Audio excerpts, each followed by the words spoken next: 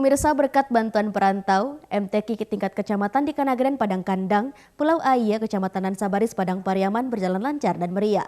Pasalnya dari 65 juta rupiah dana yang terkumpul, sebanyak 55 juta rupiah berasal dari perantau.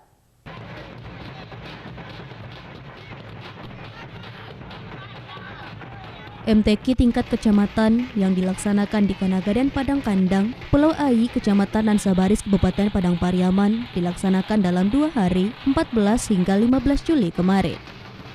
MTQ ke-48 tingkat Kecamatan Nansabaris itu berjalan lancar dan meriah. Untuk acara pembukaan, Kamis 14 Juli, dimulai parade kafilah yang berasal dari 9 nagari yang ada di daerah tersebut, kemudian dilanjutkan dengan penampilan pencak silat dan tari pasambahan yang ditampilkan anak nagari setempat.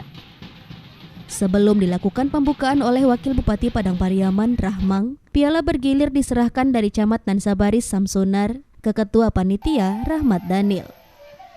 Wali Nagari Padang Kandang Pulau Aya, Daniel, dalam sambutannya mengatakan biaya untuk pelaksanaan MTQ itu sebagian besar bantuan dari perantau.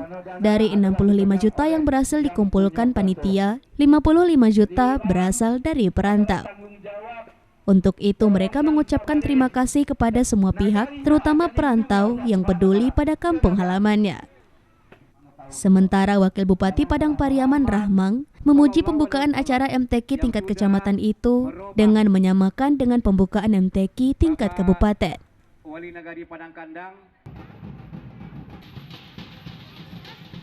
Sementara Ketua Panitia Rahmat Daniel mengatakan dalam MTQ tingkat kecamatan itu ada 3 cabang yang dilombakan, yaitu tilawah, tartil, dan tafiz yang diikuti oleh 180 orang yang berasal dari 9 nagari yang ada di Kecamatan Nansabaris tersebut. Kalau untuk pesertanya itu kita berasal dari 9 nagari di Kecamatan Nansabaris yang terdiri dari cabang tafiz, remaja, umum, dan anak-anak. Kemudian untuk jumlah peserta itu ada 180 peserta. Insya Allah acara kita mulai malam ini sampai Jumat malam tanggal 15 Juli 2022. Penyerahan hadiah langsung besok, final besok sekali. Terima kasih mungkin. Dari Padang Pariaman, Sumatera Barat, Eka Gus Priyadi, iNews melaporkan.